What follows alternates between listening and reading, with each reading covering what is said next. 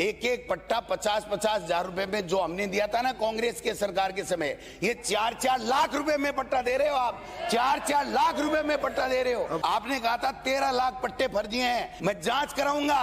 वो जांच रिपोर्ट का इंतजार ये सदन 2.5 साल से कर रहा है। यहाँ खड़े होकर के एक एक आदमी 40-40 बार माननीय भजनलाल जी, माननीय भजनलाल जी। अरे तो भाई इससे प्रोग्रेस हो रही है क्या? राजस्थान विकसित राजस्थान हो रहा है क्या? कंफ्यूज सरकार है। कभी तो कहते हैं कन्वर्जन का काम, कॉलोनी काटने का काम, डेवलपमेंट का काम नगर परिषद करेगा, यूआईटी करेगी। तो ये कंफ्यूजन की स्थिति चुनाव में भी है, डेवलपमेंट में भी है। जो यूआईटी बनी हुई है का सीमा का निर्धारण कर दिया, नगर परिषद का एरिया आपने बढ़ा दिया, नगरीकृत क्षेत्र आपने बढ़ा दिया। हर आदेश में यही लिखा होता है कि सक्षम स्तर दिन में 3 बार पलटता है, 4 बार पलटता है। ये तो बताओ कि नहीं यूआईटी सब कुछ करेगी, एग्रीकल्चर लैंड है तो यूआईटी करेगी। हम किसी संस्था की पैरवी नहीं कर रहे हैं, हम जनता की पैरवी कर रहे हैं। सीकर में ही नहीं संभल पा रहा काम, फिर राजस्थान का क्या हाल होगा? डेली कोई अधिकारी लेके फाइल आ जाता है कि ऐसा कर दो, तो मंत्री जी साइन कर देते हैं, नीचे से अधिकारी ऊपर से साइन कर देते हैं, ऊपर से मंत्री, और दूसरे दिन दूसरी संस्था लेकर के आती है, साहब हम तो लूट गए, हम तो बर्बाद हो गए, हमारा क्या होगा?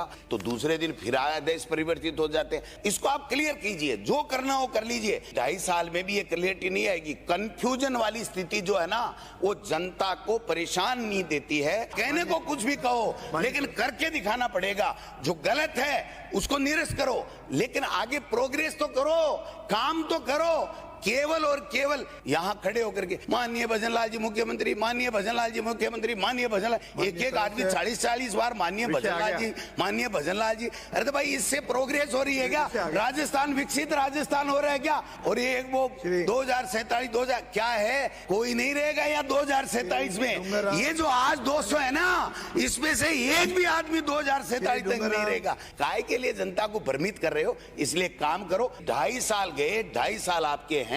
अगर जनता को परेशानी देती है तो हमारा विपक्ष का दायित्व होता है कि हम ये खड़े होकर के आप तक इस सदन के माध्यम से बताएं कि जनता परेशान नहीं होनी चाहिए।